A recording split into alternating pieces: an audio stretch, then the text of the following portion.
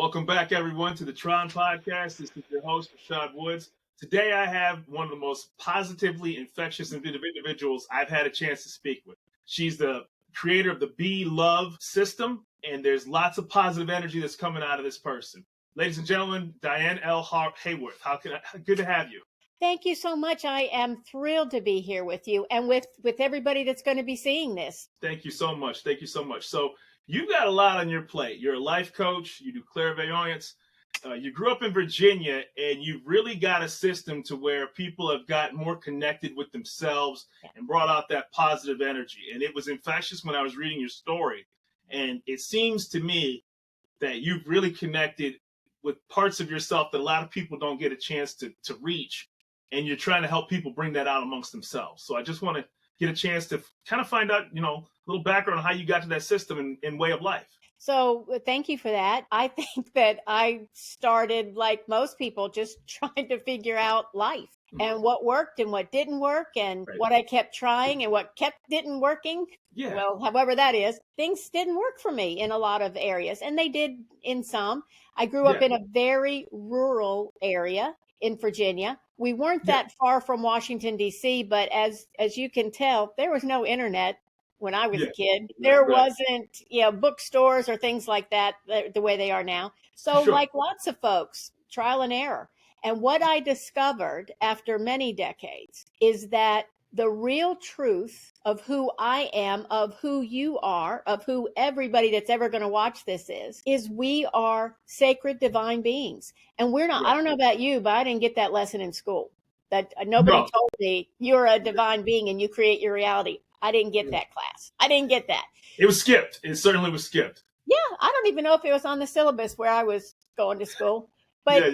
But we now have access to wonderful podcasts like this, to people like you who are trying to spark curiosity.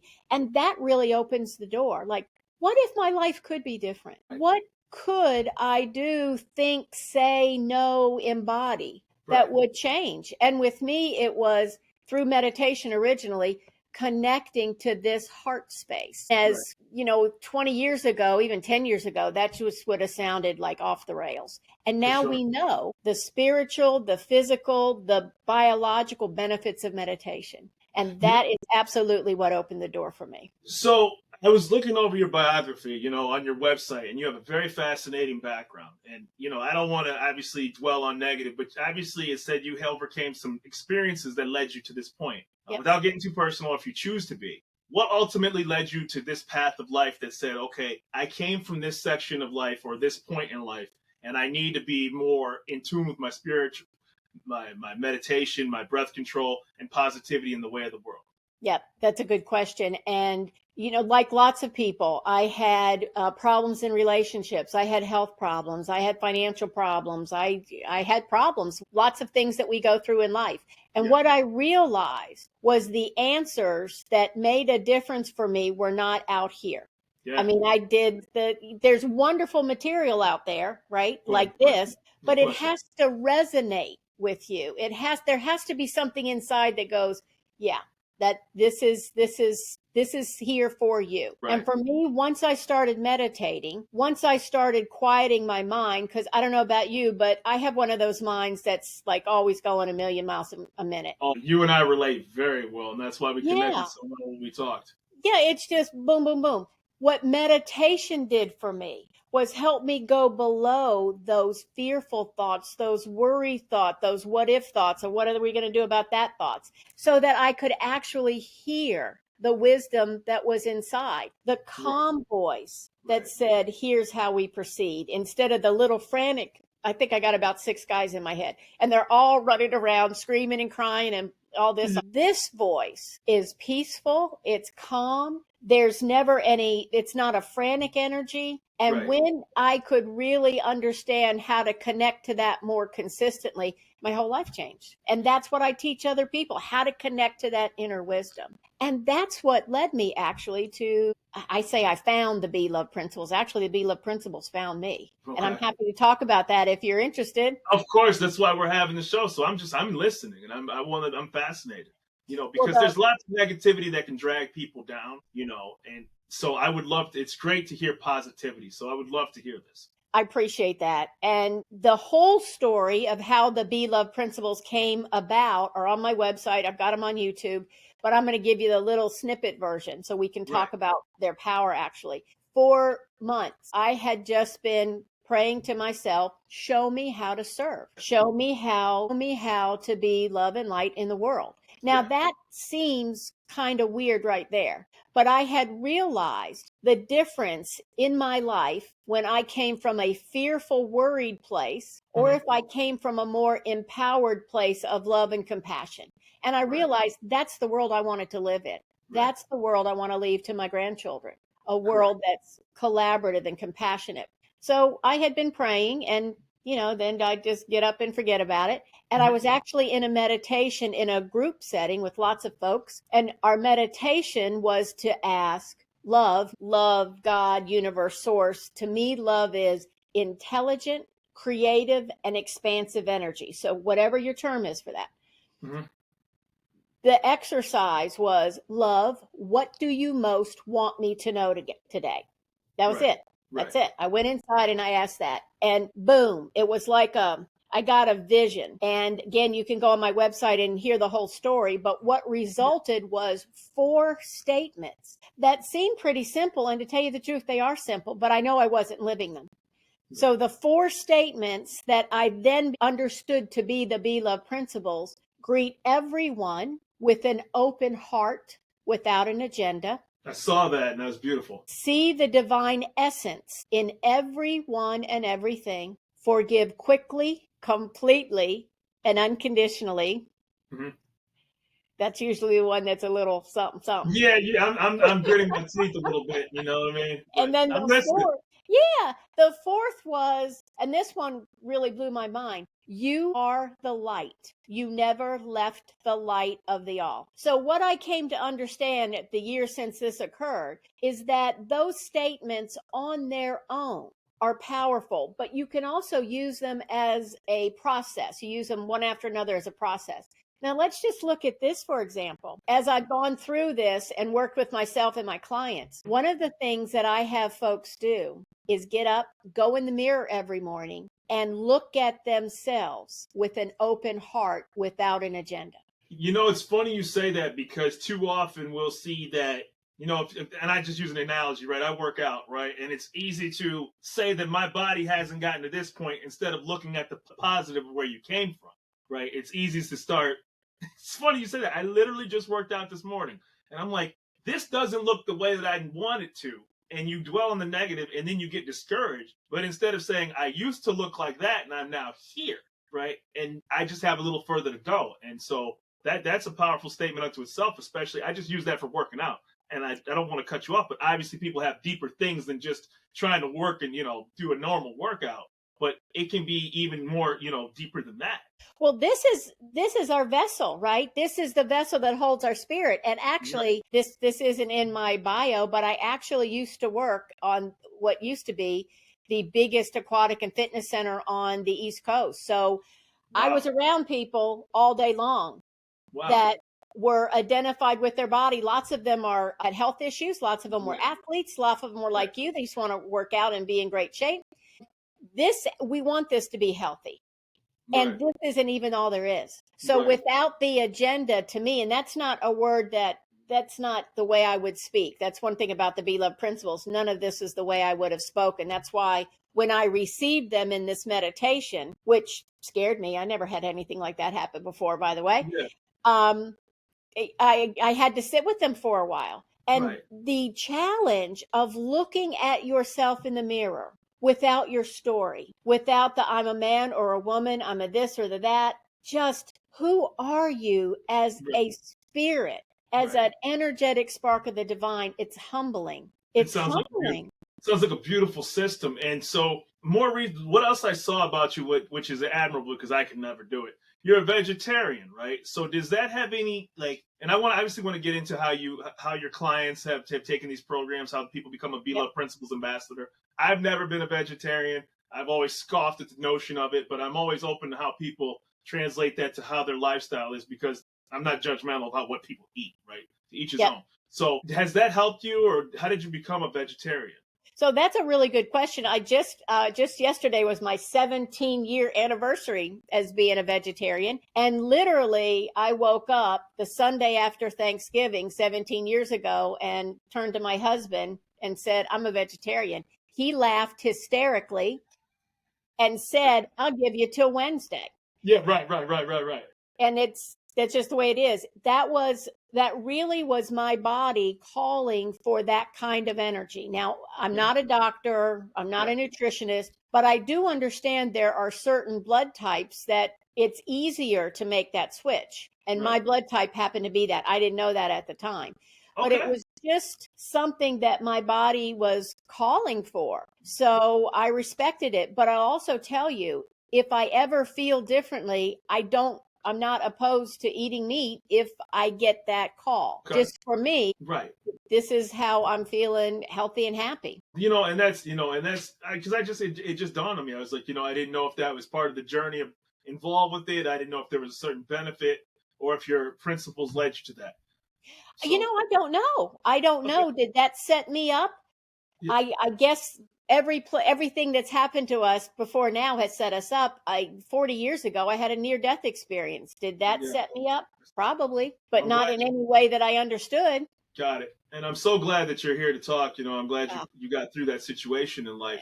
thank So, you. so when you talk about a person that comes up and utilizes your services Yep. program, what stage are they on in life? How did they reach out to you? And how did this even grow from this worked for me? Let me spread this and create this as a system that people can benefit from. I really appreciate that question. Yeah. First of all, I didn't know what to do with this information. I thought I just was a weird little woman that had a weird little experience. I mean, to tell you the truth, I thought somebody had spiked my coffee at that conference. This is how different it was for me. Right. But as Pre-internet and everything, right? So Yeah, I didn't yeah. know. So as I sat with these, and I kept them to myself for a while because, it sounded crazy even to me, and I had Right. experienced this. Then I started asking. And when I say ask, I mean, I'm doing my best to connect to my heart and say, what am I supposed to do? And Right. one of the things that I was told is to live each of these principles for a week at a time. Mm-hmm. So now I'm going to challenge you and anyone else who's up for this. What if you spent the next week greeting everyone silently, however it works for you, with an open heart, without an agenda, without preconceived notions, without filters? What if you could treat the people at work, people at church, the guy that just cut you off on the highway? What if you could just greet everyone in the grocery store with an open heart? And what if you could greet yourself that way for 1 week? Changed everything for me. And because it did, I got goosebumps just thinking about it. Right. Because it changed things for me. What happens when you go to a good restaurant or you see a good movie? You want to tell everybody. Absolutely. Absolutely. You hear this great podcast. What do you want to do? You send it to all your friends. Right. So Right. that it evolved, right? It evolved. And in the second one, see the divine essence in everyone and everything. That was a stretch for me. Yeah. That's a stretch. But once I could remember, because that's what it is. I think this is really a remembering for us, that everybody on the planet who has ever lived, who ever will live, has that same spark. Everybody was born innocent. Everyone was born with this beautiful curiosity, with this beautiful energy.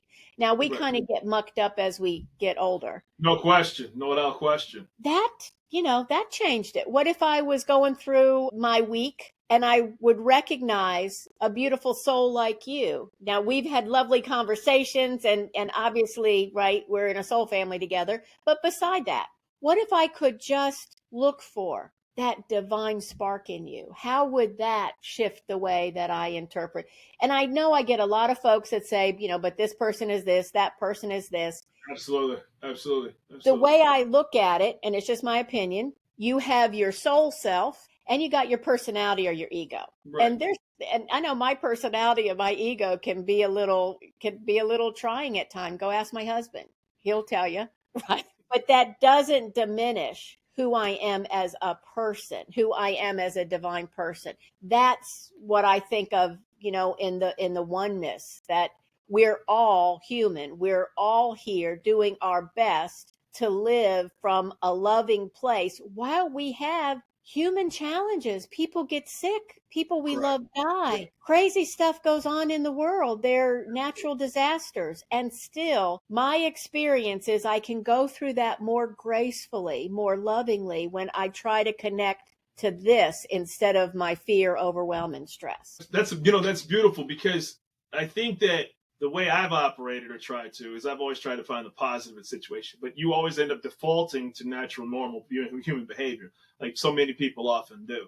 You'll say you'll have a good week, then you have a really bad week. And Yep. people kind of ebb and flow depending on if you're small children, depending on if you have a hectic work schedule and you're taking them to events, and then the stress, and then you're married, et cetera, et cetera.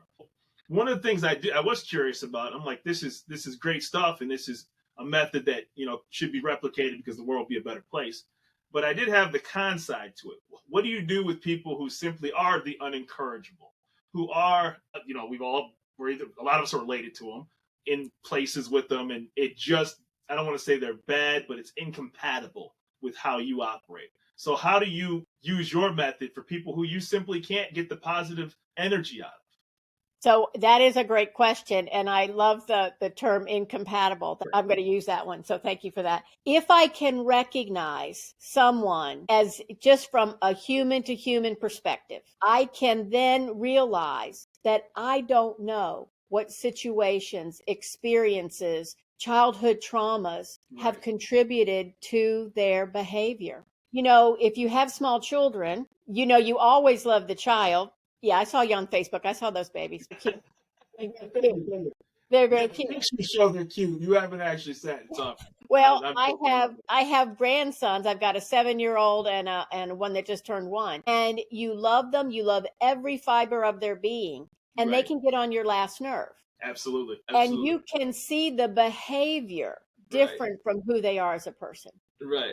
Now, one thing that people question me on, and I'm always happy to get questioned about this, by the way, is, does that mean, you're supposed to let somebody abuse you? No, you're not. Of course not. Love is not, people have a real misperception of love. It's like, oh, they're all love and light, and they're jumping on unicorns over rainbows.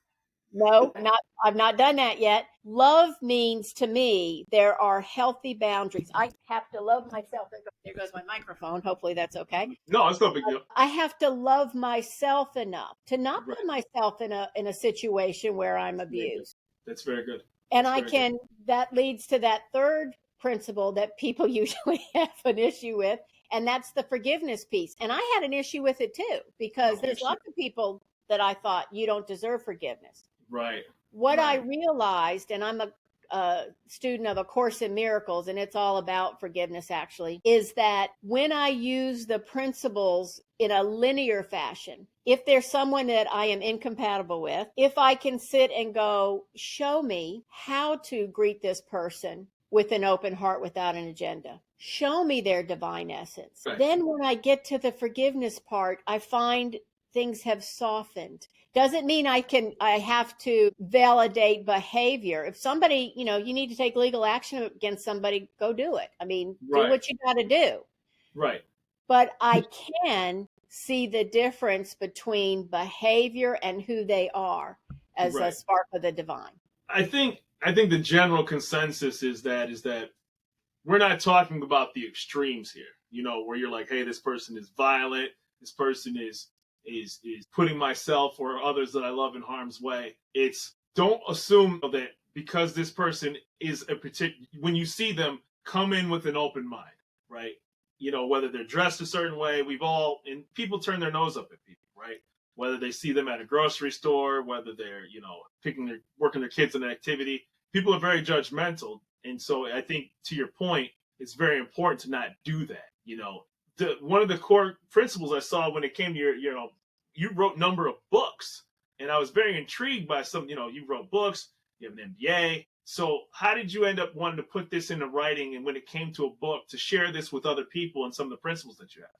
Well, the principles I've got, as a matter of fact, we'll have a gift for your audience. I've got workbooks and the way for you to work through these. Because, like I say, you didn't grow up this way. And even with forgiveness, which I call the other F word, by the way. Yeah. That's what my clients and I call It's it. not the most F word that people tend to use.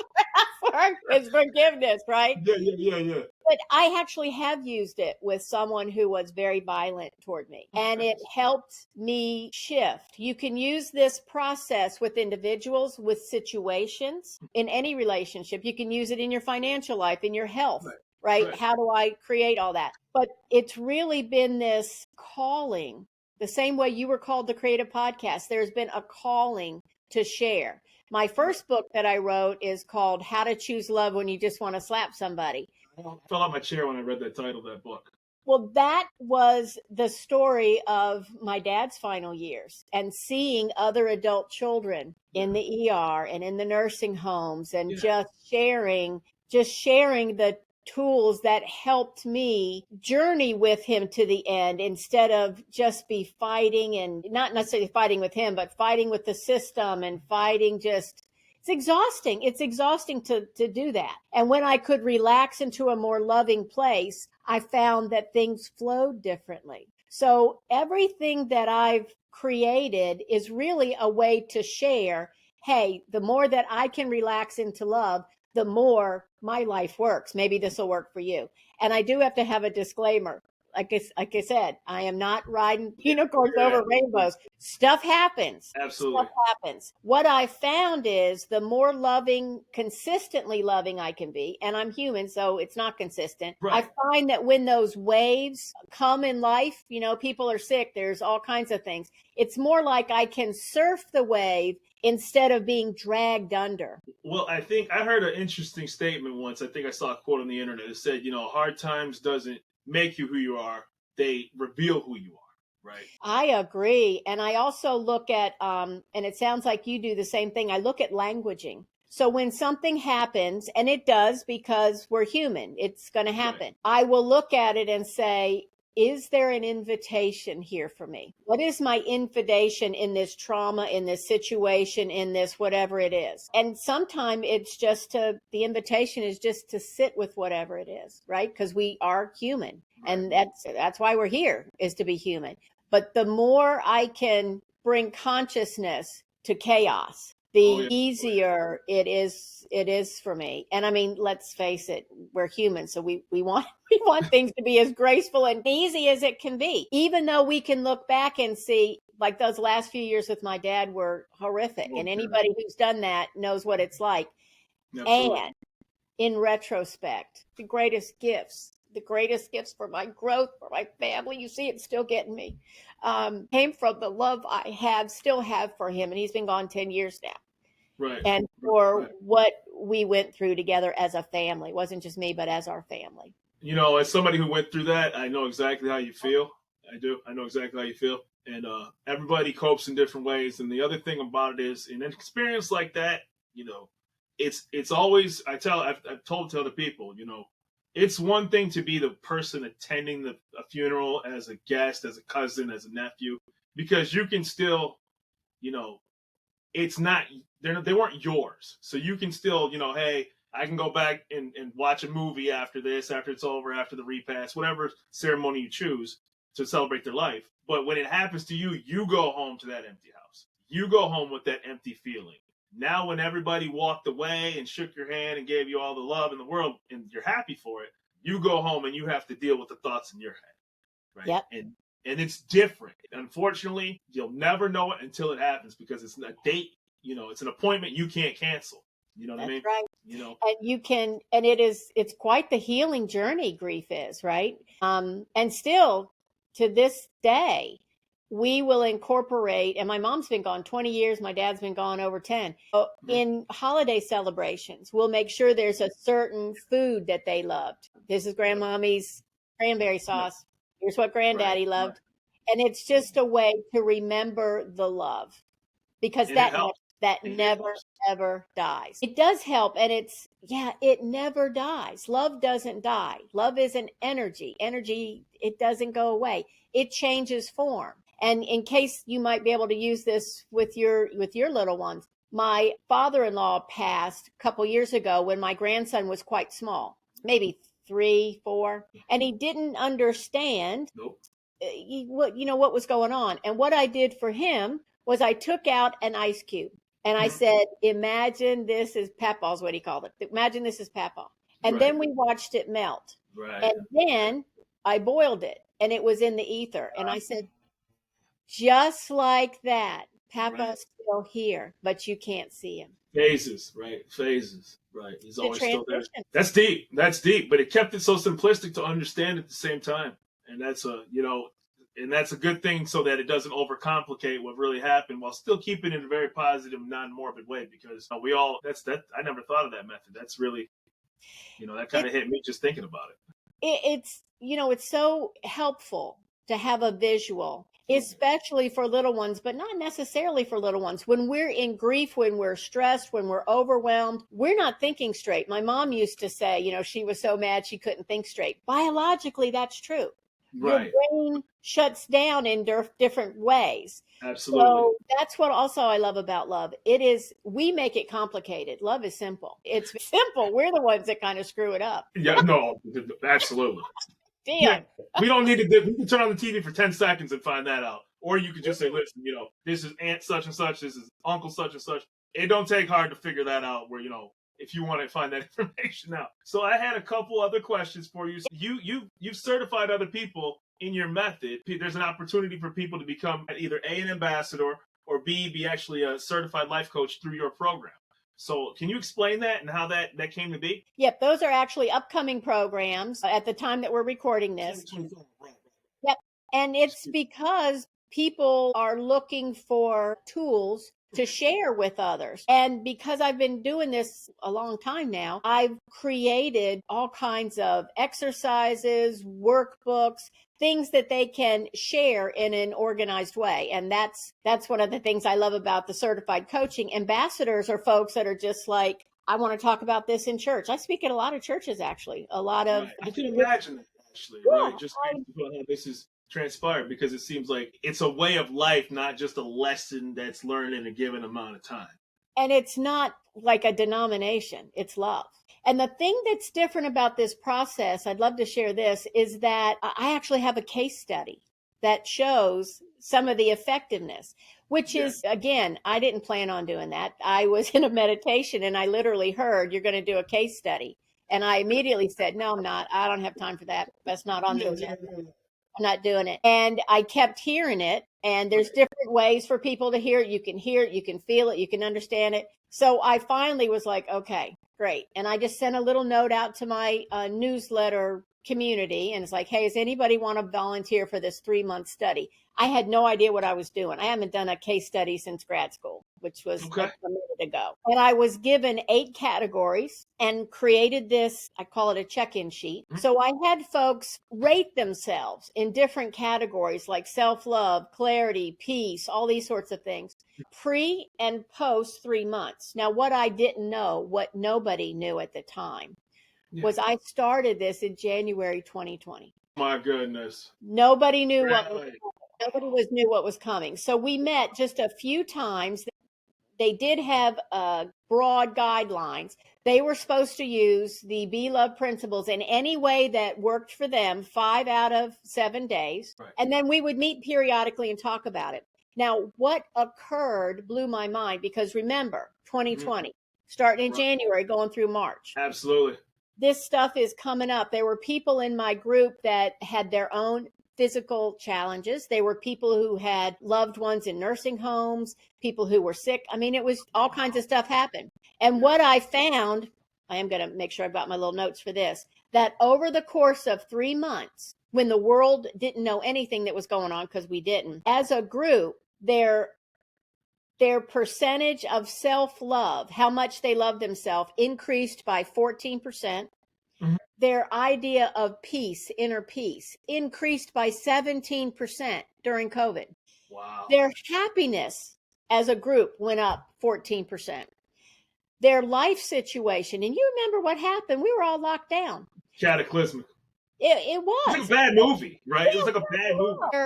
Their feelings about their life situation increased by 17%. Their feelings of divine connection increased by 29%. And this is the one that gets me every time. One of the categories was clarity. By using these principles consistently, their sense of clarity as a group went up 60% during that during time, so you COVID know it's when effective. we didn't know anything. So I feel like this is a process that works just like everything else. It works when you work it. It helps you get more clear, more confident, feel more calm. Who the heck wouldn't want that? I Of mean, course. seriously, Well, who wouldn't want that?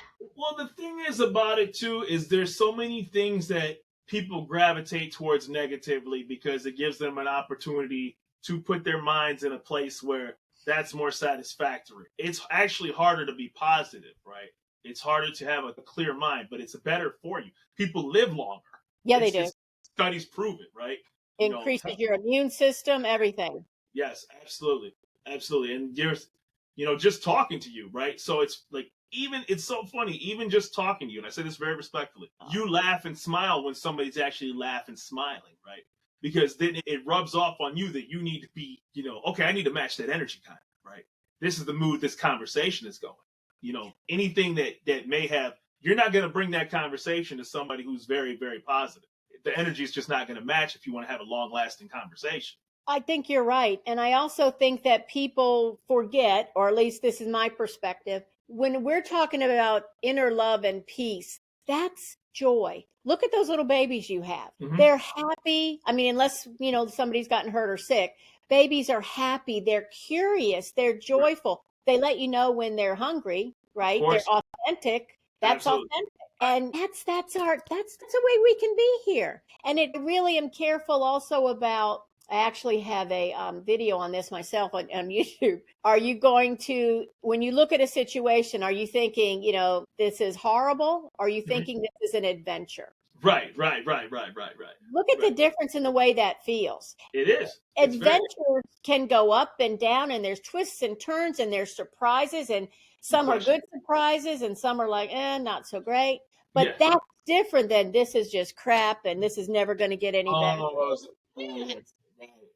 And then it's easy, and it's funny you say that because it's like going in the airport, right? And so it's easy to get caught up in being in the airport. It's loud, it's chaotic, bags, but you always have to think about that picture you took on the tarmac or the souvenir you bought at the gift shop. It's very easy to get bogged down in a Griswold kind of a way. Yeah. I know exactly what you're talking about. I just came back from Europe a few months ago, and it happened to be that I had a little physical issue that made it a little harder. Made it a lot harder, to be honest, to get on the plane, off the plane. It was an international trip, so then you had to do the whole customs thing, all of that. And what I realized when I let myself realize is how many people were saying, "Let me help you. Do you need help with your?" That doesn't usually happen. There was such kindness. There was from strangers. It just changed everything. Well, it's funny you say that, and obviously, I know your time is very valuable and precious. But it's funny, like even when you're driving and you're ready to just blast that horn, and then you go past that car, and then you realize, it's a senior citizen driving the car, right? And you're like, and you could have been a jerk and start hitting the horn, or you can take that extra 4 seconds and then you look in, you're like, yo, that would have been a really bad thing to be honking at a horn at a 70-plus-year-old person. Was it that deep did you really get where you were going that much faster, right? In hindsight, you did. So usually you didn't. So I ask you, and I ask everybody, what call to action do you have of people to from your session, from this moment that we got to talk to one another? What would you tell people, particularly for your program, to either seek out, take the next step, or evolve to be their better self, to get in, that sort of spirituality that you're an expert in? First thing I would say always is I invite each one of you to recognize you are a divine being. You are loved. You are loving. Even if your life is not looking at like that right now, this is the invitation that you have right now in this moment to not only create a life of love, compassion, and collaboration for you, but let that go into your family, into our world. Because that is how we're going to make changes. Yeah, we're going to vote people in and out, but it's individual action. And I would invite anyone to come to beloveprinciples.org, see what free resources I have there. And then I will be giving you a link to a special gift for anyone that sees this and wants to connect Thank more you so much. deeply. I just have to ask you a real quick question. Do you have clients? I don't know if you call them clients, you call them, I'm not sure the terminology, so I hate to use that if that wasn't the correct one. But do you have people who are outside of your geographical radius? Like, are you helping people across the country? You know, I'm sure you are. It's the internet. So, you know, that's, yeah, I'm Yep, glad we're that on. people Yeah, we're on Zoom, so we can go everywhere, right? We can go right. everywhere. And one of the things that I have that's been really a lot of fun is I actually have a monthly membership. I And saw that. each month we explore a different topic. And one of the things that's different about my membership is the group chooses what they want to look at. Nice. Yeah. Nice. So Nice. they actually will choose 3 months in advance. And then we Beautiful. have discussion. It's just, they form really tight bonds. Yeah, it's been fun. And And that's then, what I would also tell people. Follow your joy. right. Follow your joy. No, Just like you're absolutely. doing. Follow your Absolutely. joy. And it's funny you mention that because it's very easy. Like, you know, I tell people all the time, you know, you have to follow what makes you happy, right? You have to follow and then you will find people that have similar interests, similar mindsets, you know, whether it's art, whether it's painting, whether it's roller skating. You know, I do martial arts. So, you know, you'll find like-minded people in that scope of what makes you happy. So, Yeah. And that's, I'm sure, how we connected. exactly. Martial arts is very spiritual. That's Yeah, a oh, spiritual. no question. You know, and so nothing but positive energy from you. I want to thank you so much for your time and the opportunity. You know, it's been a blessing to get a chance to get that positive energy. And you know, the world is full of better things than people think. You know, Thank you. Much love to you. Blessings on you and on this beautiful podcast you've created. thank you so much. You have a wonderful day. It was a joy to have you as a guest. Bye, everybody.